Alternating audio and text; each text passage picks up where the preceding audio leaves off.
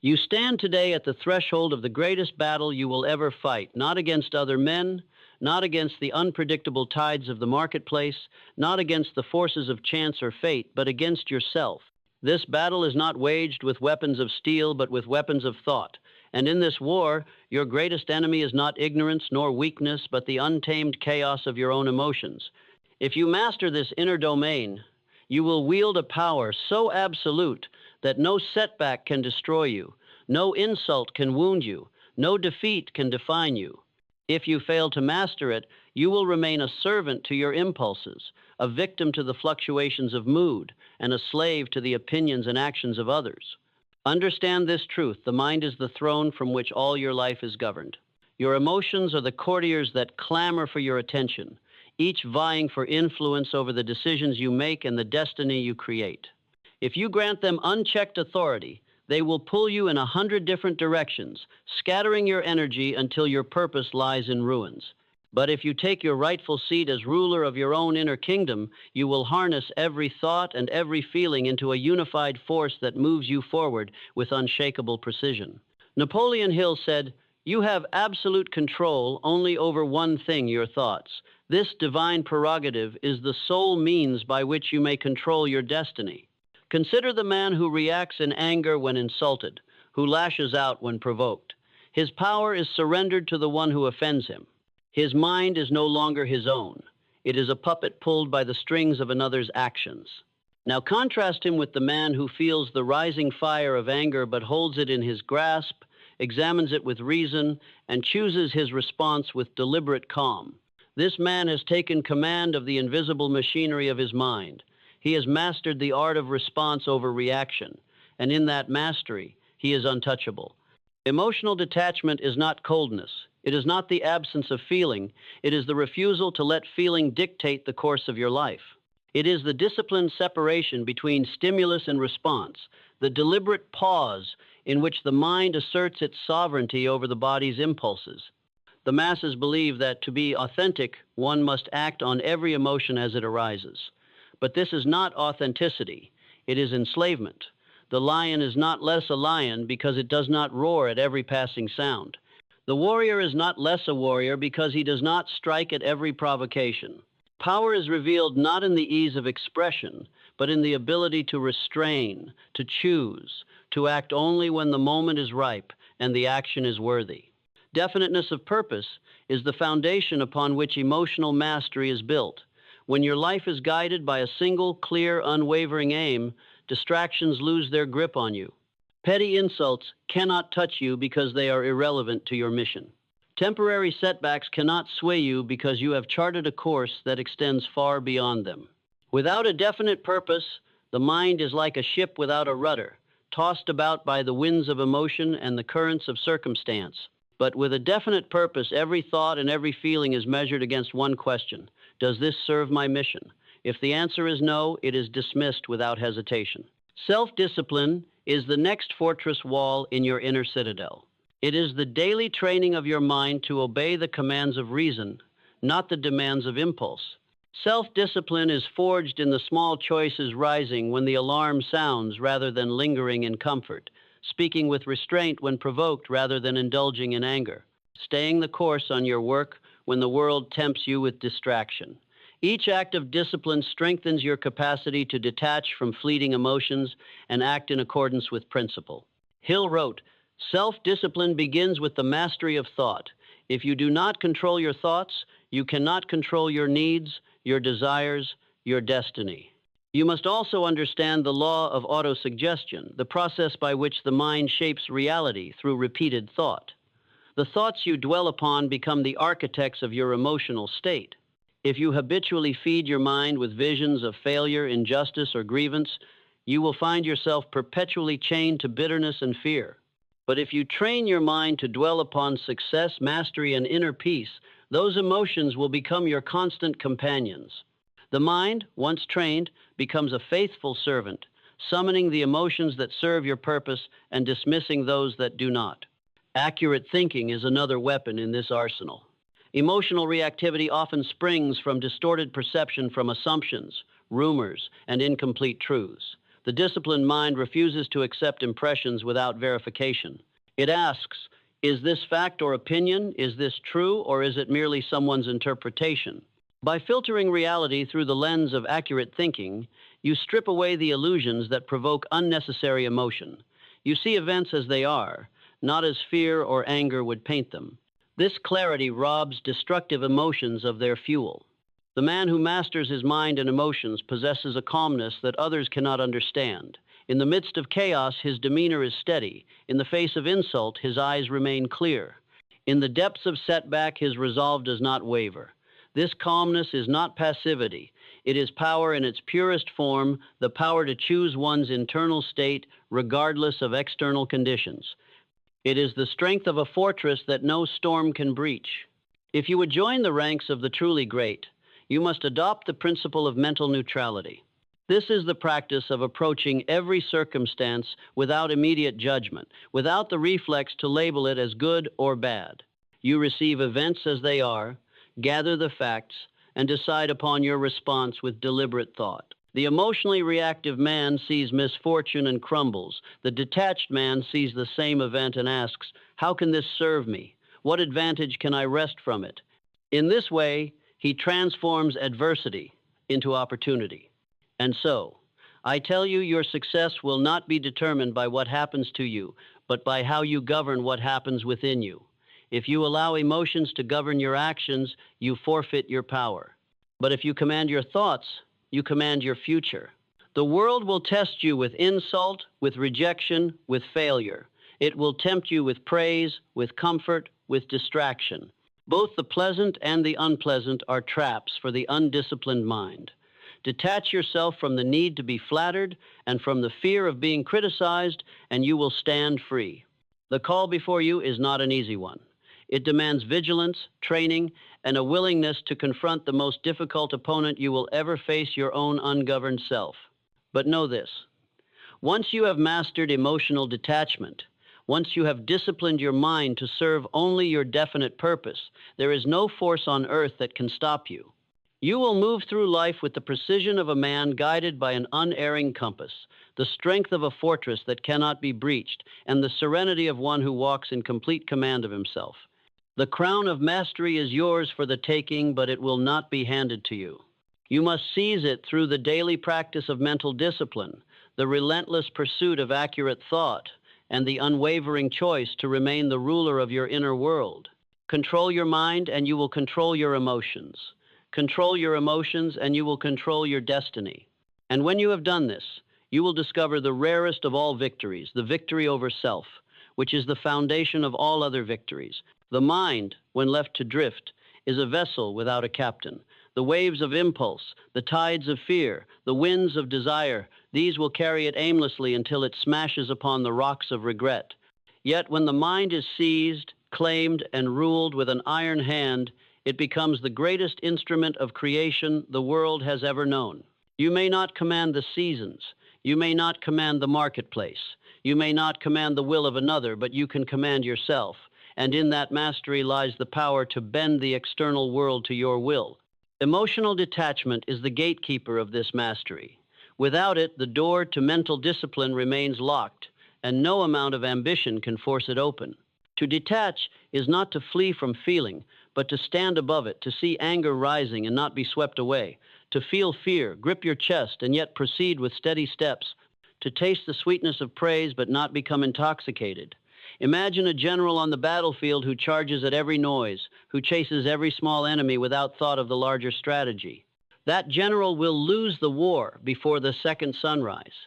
Now imagine the commander who, though his heart races, remains still upon the hill, studying the field, choosing his moment with deadly precision. That is the posture you must adopt toward your own emotions. Definiteness of purpose is the compass that prevents your detachment from becoming drift. A detached mind without a definite aim is like a fortress without a mission. It stands, but for no reason. Your aim must be so clear, so defined, that every thought and every emotion is evaluated in its light. When anger comes, ask, will this serve my purpose? When fear whispers, turn back, ask, does this align with my mission? If it does not, dismiss it. Do not entertain it. This filtering process is not occasional. It must be as constant as the beating of your heart, for every moment you live is a moment when a rogue emotion may try to seize the throne. Self-discipline is the sword that enforces this rule. Discipline is forged in quiet moments when no one watches the refusal to indulge in the comfort that delays your mission, the choice to rise when every fiber of your body begs for rest. The act of holding your tongue when speaking would give away your position. The undisciplined man is ruled by the moment. The disciplined man is ruled by the plan. And because the plan was born of accurate thinking and definite purpose, it cannot be swayed by the mood of the day. But there is another truth one few will tell you, that in mastering your emotions, you will also master the emotions of others. For when you cannot be provoked, you become the most dangerous player in any contest. Those around you will test you, consciously or unconsciously, to see if you can be baited, if you can be made to act against yourself. The moment they discover you cannot, you command a respect that cannot be faked. You become the calm eye in the center of every storm, and all others, whether allies or adversaries, will look to you for direction. To develop this detachment, begin by watching yourself as if you were another person. When anger rises, note it as you would note a passing cloud. There is anger.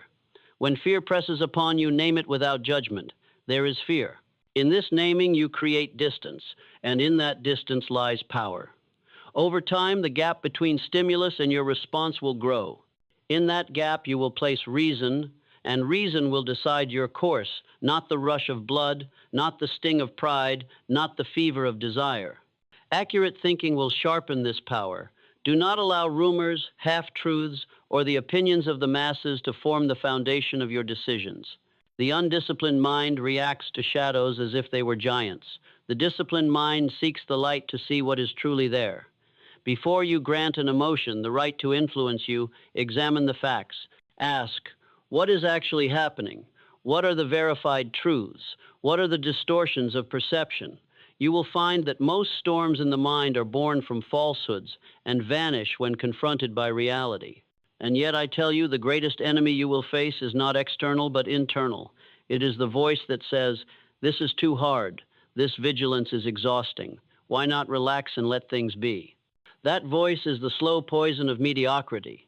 It will dress itself as kindness, telling you to be gentle with yourself. But understand this, there is a vast difference between self-compassion and self-indulgence. One strengthens you, the other weakens you. True self-compassion is found in discipline. It is in giving yourself the life you desire, not the fleeting comfort of a moment. When you live by these principles, you enter a rare class of human being, the class of those who are not driven by the chaos around them, but who drive their own course through it. You will begin to see the frantic emotionalism of others for what it is, a sickness of the undisciplined. You will neither despise them nor imitate them. You will simply recognize that your path is different, and in this recognition you will find peace. The world will call you cold. Let them, for they mistake the absence of reactivity for the absence of humanity. In truth, you will feel deeper than they do, because you will not be numbed by constant reaction. You will choose when and how to feel, and in that choice, your emotions will have greater depth, greater richness, greater clarity, and so I say, detach, discipline, decide. Repeat this until it is the very fabric of your being. In time, you will no longer be a man or woman struggling to master emotion. You will be the master, and the struggle will be a memory. The throne of your mind will be yours, and your reign will be one of unshakable calm, unstoppable action, and undeniable success. You must understand from the very beginning that the ordinary world will resist this path. It will not applaud your detachment. It will misinterpret your composure as arrogance, your silence as judgment, your discipline as severity. The masses live in a constant flood of unfiltered emotion. They measure life by the immediacy of their feelings, and anything outside that current feels alien. You must not expect their approval, for their approval is given most freely to those who mirror their weakness. This is why definiteness of purpose is not merely the first step, but the anchor that will keep you from being dragged back into the sea of mediocrity. A mind without a chief aim is like a fortress with every gate open, a treasury with no guards, anything, and everything can enter and claim dominion. But once you fix your purpose with the precision of a compass point, you begin to sift the world through a single filter, Does this serve the mission? If yes, it remains. If no, it is cast aside without debate. This is not cruelty, it is clarity. The world will tempt you with thousands of lesser goals. Only your aim will protect you from scattering your energy until nothing remains. Self-discipline is the law that enforces that clarity. Without it, even the finest purpose is a dead letter. Discipline is not merely about forcing yourself to act. It is about forming the kind of mind that cannot be seduced away from the path. It is the habit of holding to the plan when the novelty wears off, of rising to the task when comfort calls louder than duty, of biting back the word that would betray your strategy. It is the refusal to be governed by moods, for moods are like the weather forever changing, sometimes bright, sometimes stormy, always passing. The disciplined mind is a fortress built to stand through every season unaltered by the passing clouds. To master emotion, you must first observe it. This is the law of mental neutrality. Before you judge, before you react, before you move, see. Watch the emotion rise as you might watch the tide. Notice its pull, its urgency, the way it tries to disguise itself as truth. The undisciplined man sees through the eyes of the emotion itself. The disciplined man steps outside and looks at it as an object. And when you can see your emotion as a separate thing, you are no longer its prisoner. You may use it, or you may set it aside, but you will not be compelled. There is an ancient law, Hill spoke of it, though in other words that says, "He who can wait rules." The man who can outweight his opponent, outweight the crowd, outweight his own impulses, will have an advantage so absolute it feels like destiny. Emotional detachment is patience armed with vision. While others rush to act under the whip of feeling, you will act at the appointed time. While they are blinded by insult or seduced by praise, you will see clearly, for you will not be moved. Autosuggestion is your silent training ground. You cannot wait for discipline to appear in the heat of battle. You must plant it deep through repetition in the calm hours. Speak to yourself with authority, for your mind believes the voice it hears most often. Feed it commands. I control my thoughts. I govern my emotions. I act with purpose. I am unmoved by insult, unseduced by flattery. I choose my response. Do not think this practice trivial. Every leader who has held power over men first held power over himself through deliberate mental conditioning. The mind, fed the same truth daily, will make that truth its reflex. Accurate thinking will protect you from one of the greatest thieves of mental control, false interpretation. Many a man has destroyed his fortune, his reputation, or his relationships because he reacted to something that was never real, a word misheard, an intention misread, a situation only half understood. The disciplined mind investigates before it judges. It asks for evidence, it checks the source, it separates fact from opinion. In doing this, you will find that half the battles you are tempted to fight vanish the moment the light of truth touches them. You must also learn the economy of energy. Every act of emotional reactivity is an expense, and every expense must be paid from the finite treasury of your daily strength. To waste energy on what does not serve your aim is not merely unwise, it is a betrayal of your mission. Guard your energy as you would guard gold, for every drop of it spent on rage, resentment, or envy is stolen from the work that would have brought you closer to victory. Consider the example of the craftsman at his bench, carving the same line 100 times with absolute precision. The world sees monotony. He sees mastery. Why? Because he is not driven by the feeling of the moment. He is driven by the vision of the completed work. His hands move not in response to boredom or excitement, but in obedience to the plan. So must your mind act not in obedience to the rise and fall of emotion, but in loyalty to the pattern you have chosen. And here is the truth that will separate you from almost all men. Mastery of self is mastery of circumstances. The winds of fate may blow, the markets may rise or fall, allies may betray, enemies may advance, but if your mind remains steady, you will bend circumstance to your will. For the world belongs not to those who are merely intelligent, nor merely strong, but to those whose inner state cannot be broken. In time, you will see the transformation. Insults that once ignited, you will pass like distant thunder. Praise that once intoxicated, you will taste like clear water, pleasant but not essential. You will walk into rooms where others are frantic, and without a word you will steady the air. People will not know why, but they will feel it. They will sense that you are ungoverned by the chaos that governs them. That sense will draw opportunity to you, as iron is drawn to a magnet. When this happens, remain humble. Detachment is not an excuse for arrogance, and discipline is not a license for contempt. Your mastery is a tool, not a crown to parade. Use it to lift your work to the highest level, to carry yourself through the storms without faltering, to lead without being swayed by the passions of the crowd.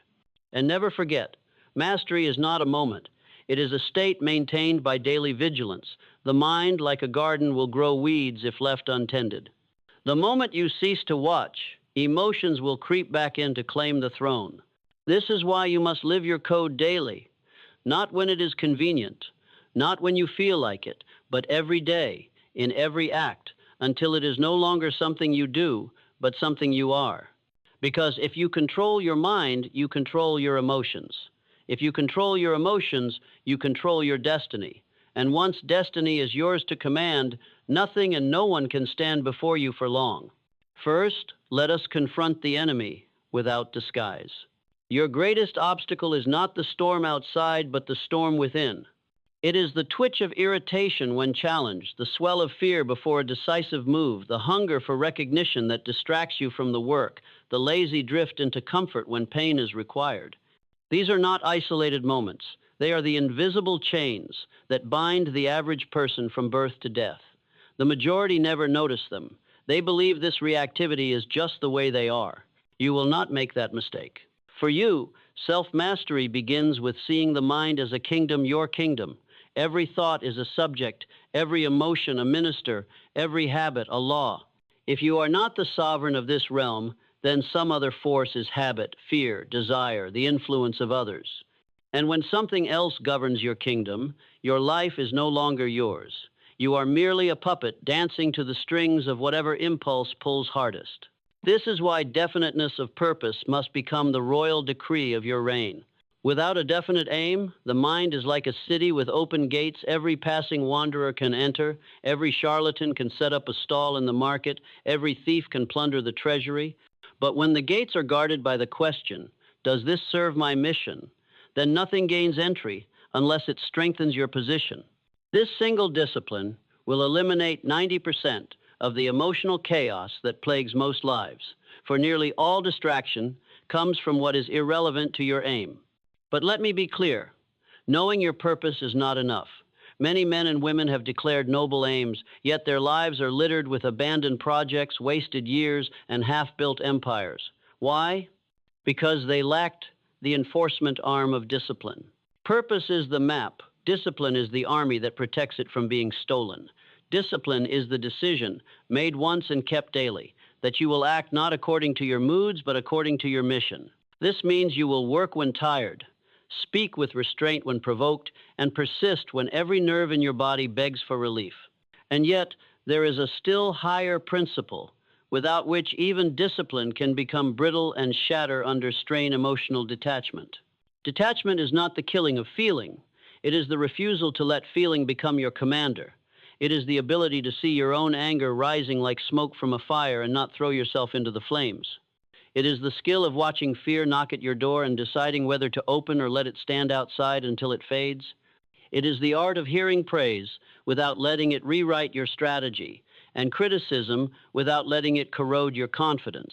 Think of it as the space between the spark and the fire. The undisciplined mind reacts instantly. The disciplined, detached mind inserts a pause in which thought can interrogate the feeling. Is this accurate? Does it serve my aim? Will it matter in a week, a month, a year? In that pause lies your crown. In that pause, you are no longer the servant of the moment, you are the master of it. Now, understand this. Emotions are not your enemy. They are powerful forces, capable of fueling achievement, courage, and vision. But they are like wild stallions, magnificent when guided, destructive when let loose. The aim is not to silence emotion, but to harness it. Anger, when mastered, becomes drive. Fear, when examined, becomes strategy. Desire, when refined, becomes vision. Left unchecked, they destroy. Guided by purpose, they build empires. This is where autosuggestion enters as your constant ally. The mind cannot be left to decide its nature day by day. It must be trained deliberately, repetitively, relentlessly. You must become the craftsman of your own mental state, chiseling away weakness and engraving strength into your subconscious. Morning and night, in moments of silence, you will repeat the truths you wish to govern you. I control my mind. My emotions serve me. They do not command me. I choose my response. Nothing external has power over my inner state. Over time, these truths cease to be statements and become reflexes. But you must also wield the discipline of accurate thinking, for without it, even detachment can falter. Accurate thinking demands evidence before judgment. It separates fact from opinion, truth from rumor.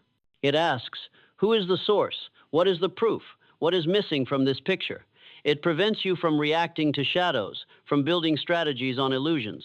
Without accurate thinking, the mind becomes a courtroom where emotions are both the witnesses and the judge, and you will lose every case. As you practice these principles, you will find a strange transformation taking place. Where once you felt pulled in a dozen directions, you will now feel a straightening, as if all your inner forces are aligning toward one target. Where once you felt drained by constant reaction, you will feel a reservoir of energy growing within you. You will move through situations that once rattled you with the calmness of a chess master who sees 5 moves ahead. People will notice it, though they may not name it. They will say you seem centered, focused, in control. What they are sensing is your sovereignty over yourself. Do not mistake this for the end of the work. Mastery is not a summit. It is a fortress that must be guarded daily. The moment you let down the drawbridge, when you stop questioning your impulses, when you stop feeding your mind with truth, when you let your purpose blur, your sovereignty begins to slip away. The weeds of old habits will return if you cease to tend the garden. And yet, if you keep the watch, if you live with the awareness that your inner world is your only true kingdom, then no loss, no betrayal, no storm can dethrone you. You will move through victories without arrogance and through defeats without despair.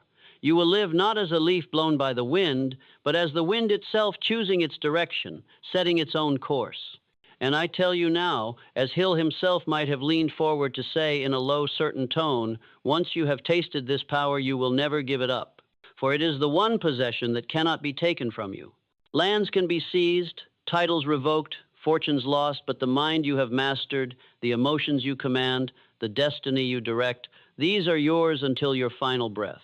For we are no longer in the territory of theory or inspiration. We have crossed into the realm of transformation, and transformation demands total immersion.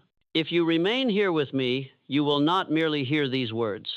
You will carry them like a code, a private constitution that governs your thoughts, your emotions, and your actions until mastery becomes not something you strive for, but something you are. Understand this now. Emotional detachment, mental discipline, and sovereignty over the inner world are not 3 separate skills. They are one, indivisible. You cannot truly detach without discipline, for detachment requires the will to step back when the mind screams to rush forward. You cannot sustain discipline without detachment, for the moment you let emotion dictate your will, your discipline fractures. And you cannot rule your inner world without both. For your thoughts and feelings are the subjects of your kingdom left unruled. They will crown themselves in your place. The average man lives in servitude to the sequence of stimulus and reaction. Something happens, he feels, he acts. The gap between the external event and his action is so small that it might as well not exist. This is the life of the untrained. His happiness, his peace, his choices are all in the hands of forces outside himself. The weather changes, and so does his mood. Someone speaks ill of him, and his day is ruined. A desire arises, and he abandons his plan to chase it. He calls this living, but it is only existing at the mercy of circumstance. The master, by contrast, has expanded that gap between stimulus and action into a vast field, a space where thought can examine, weigh, and decide. Something happens, and he observes. He feels, but he does not obey.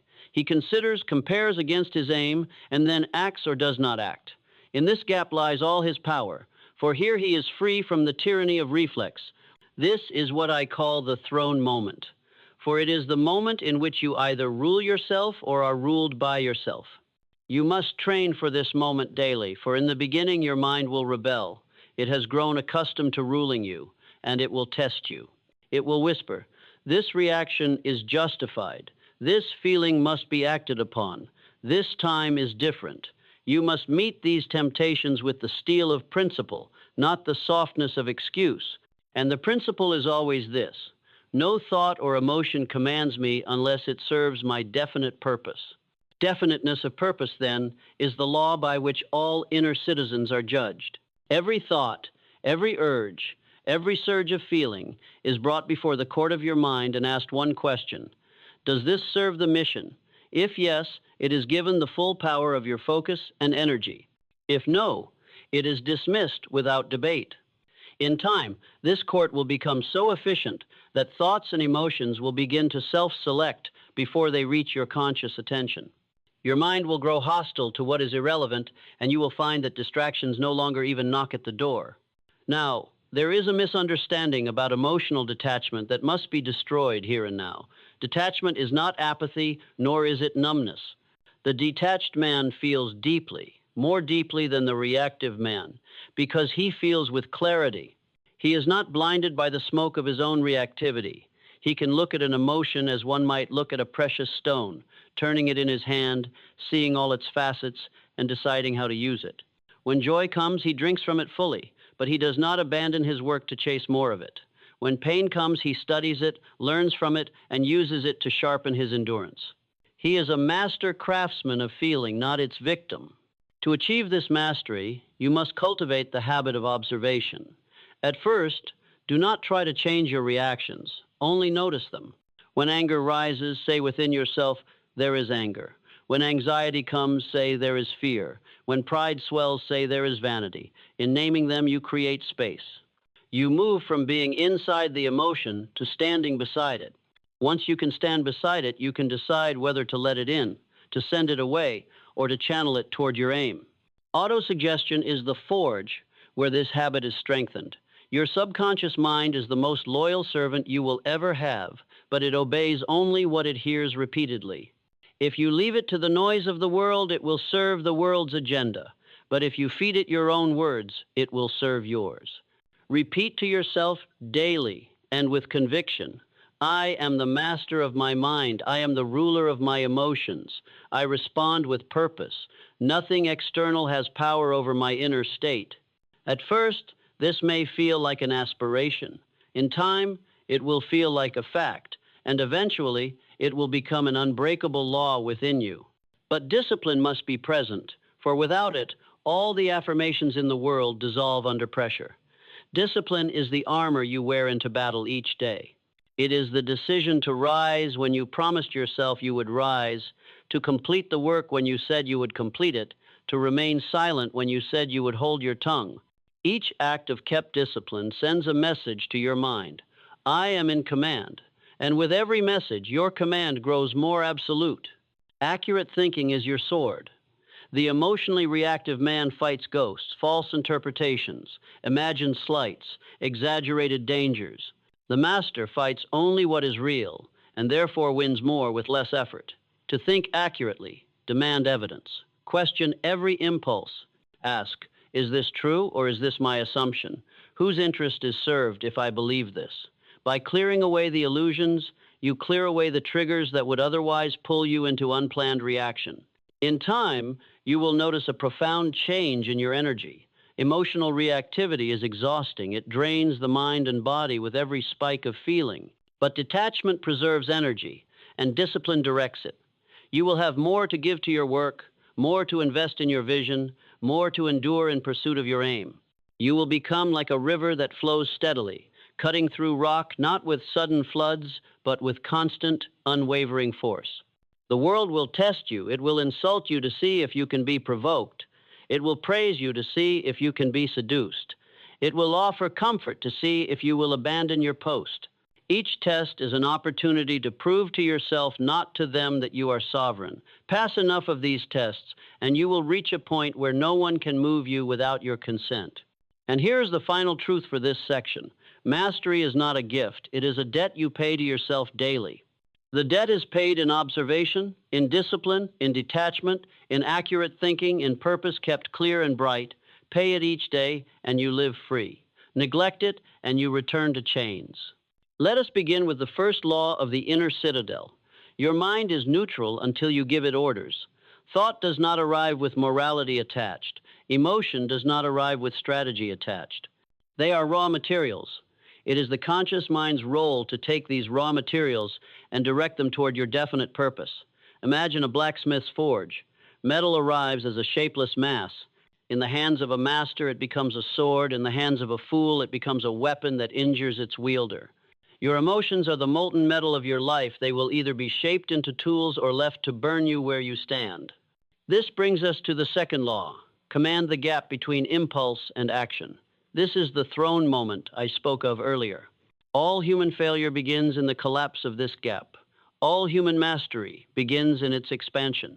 The untrained mind feels and moves at once. The trained mind feels, evaluates, chooses, and then moves or refuses to move. This is not hesitation. It is controlled readiness. The warrior who strikes too quickly often falls into the enemy's trap. The one who waits for the right opening wins with one decisive blow. Your life is a sequence of such blows. The third law is the law of purpose filtering. No thought, no emotion, no action survives in my kingdom unless it serves my mission.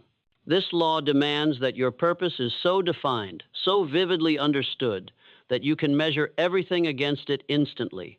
Without this law, detachment decays into aimless stillness. Purpose gives you the standard. Discipline enforces it. Detachment ensures nothing, bypasses it. The fourth law is the law of emotional alchemy. Every emotion is energy. Its value depends on your use of it.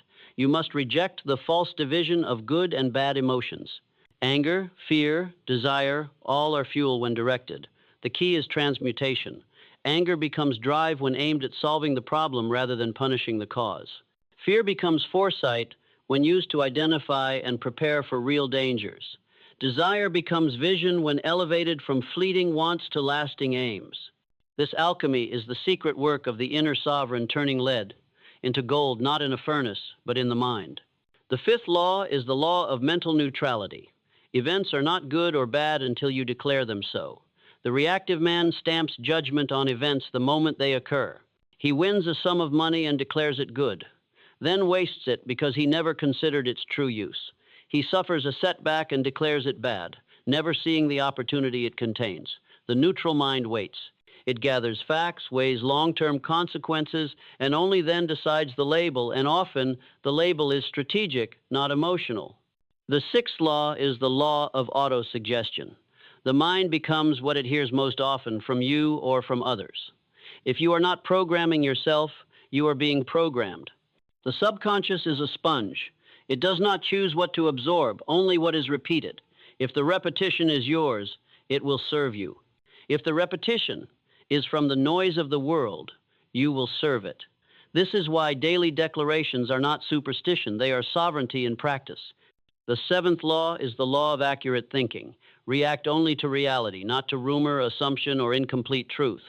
Half of emotional chaos comes from fighting battles that do not exist. Accurate thinking forces you to demand evidence. It strips away the illusions that fuel unnecessary reactions. In its place, you deal with what is not what you imagine, not what you fear, not what you hope. The eighth law is the law of energy economy. Every reaction spends energy. Every act of restraint preserves it. Emotional reactivity is an open wound. It bleeds your energy away. Detachment is a sealed armor. It keeps your energy where it belongs. When you stop reacting to what does not matter, you find you have a reservoir of force to apply to what does. The ninth law is the law of daily vigilance. Mastery is not permanent. It is maintained. The mind is a garden. Leave it untended for a season, and weeds will reclaim it. Detachment must be practiced, discipline must be exercised, purpose must be reviewed, and accurate thinking must be sharpened daily. This is why the truly sovereign man never graduates from self-discipline. He knows it is not a skill, but a state, and all states can decay if neglected. The 10th law and the crown of all the others is the law of the inner throne. He who rules himself cannot be ruled by another. when your emotions serve you, when your discipline is unbroken, when your thinking is accurate and your energy is conserved, there is no lever by which another can move you without your consent. This is true freedom, not the absence of chains on your body, but the absence of chains on your mind. If you live by these laws, you will move through the world like a force of nature, steady, deliberate, immune to the storms that drive others to ruin. Your calm will be mistaken for mystery. Your silence will be mistaken for depth. Your restraint will be mistaken for infinite patience. These are not accidents, they are the shadows cast by mastery.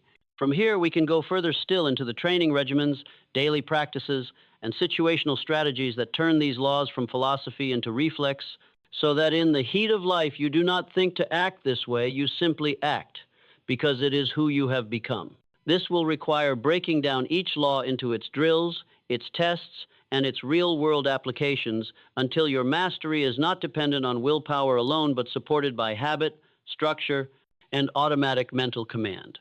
Drill for the first law directing neutral thought. Begin each morning by sitting in absolute stillness for 5 minutes. During this time, observe your thoughts without attaching judgment or action. As they arise, identify them: planning, worry, memory, desire. Do not fight them. Name them, then return to stillness. This strengthens the awareness that thoughts are raw material. You decide what they become. Over weeks, you will notice you no longer jump into every thought as it appears. You will have begun the work of the sovereign, choosing what enters the treasury. Drill for the second law commanding the gap. Throughout the day, when a stimulus provokes you, an insult, an inconvenience, a temptation, practice a 3-count pause. 1. Acknowledge the emotion. 2. Ask, does this serve my mission? 3. Choose your action even if the choice is inaction. Over time, the pause becomes natural. In that pause, you hold your crown. Drill for the third law, purpose filtering. Write your definite purpose in a single sentence, sharp as a blade. Keep it where your eyes can land upon it: desk, phone, mirror. Before every major action, look at it and ask, does this advance me toward this aim? If not, you know what to do. Dismiss it without remorse. Drill for the fourth law, emotional alchemy. When a strong emotion arises, channel it immediately into motion that serves your purpose. Anger, pour it into focused work. Fear, turn it into planning and preparation. Desire, transmute it into long-term vision. You must never allow high energy to dissipate into nothing. It must be captured and redirected. Drill for the fifth law, mental neutrality. When faced with events, resist the immediate urge to label them good or bad. Instead say, we will see. This opens the space for strategic judgment. Many defeats hide victories. Many victories hide traps. The neutral mind discovers both before committing to the next move. Drill for the sixth law, autosuggestion. Morning and night, speak to yourself the identity you are forging. Not the one you have, the one you command to exist. I rule my mind. I govern my emotions. I act with discipline. I see reality clearly. Nothing external moves me without my consent. Do not recite mechanically speak as if issuing orders to an army that will obey. Drill for the seventh law, accurate thinking. Before reacting, demand 3 verifiable facts about the situation. Until you have them, you do not move. This alone will eliminate most wasted reactions, for most provocations dissolve when stripped of assumption. Drill for the eighth law, energy economy. Track, at the end of the day, where your emotional energy went. Was it spent on your mission or on distractions? Like a financial audit, this daily reckoning will reveal where you leak power and where you must seal the breach. Drill for the ninth law, daily vigilance. Choose a time each evening to review your performance. Ask, where did I act as sovereign? Where did I surrender the throne? The goal is not guilt, it is adjustment. You are not punishing the mind, you are training it. Drill for the 10th law, inner throne. Visualize yourself as the ruler of a vast kingdom. Every thought and feeling enters your throne room. You do not stand for them, they stand for you. You choose which to employ, which to dismiss, which to hold in reserve. The more vividly you see this, the more naturally you will live it. Apply these drills daily, and the laws will cease to be abstractions. They will embed into the marrow of your mind until you no longer try to control yourself. You simply are in control. And now we approach the point where the sovereign must look upon his own domain and accept the full weight of his power. For power is not the absence of opposition, it is the capacity to face it without surrender. The storms will still come. The world will still provoke, seduce, and distract. But you will no longer be a man or woman caught in the wind. You will be the stone in its path. This is the final truth, and it must be spoken without softness. If you do not take command of your mind, someone else will. If you do not master your emotions, they will be mastered for you by forces that care nothing for your purpose. The choice is not between mastery and neutrality, it is between mastery and servitude. So take your throne, not tomorrow, not when you feel ready, now. Speak the law to yourself, enforce it through discipline, sharpen it with accurate thinking, feed it through autosuggestion, preserve it with daily vigilance. The moment you live by it, you will sense it, the shift, the calm, the absolute knowledge that nothing moves in your kingdom without your permission. And when you have reached that state, you will understand what few ever do, that the greatest victory in life is not over others, it is over yourself. And from that victory flows every other. For the one who rules himself is already, in truth, a king.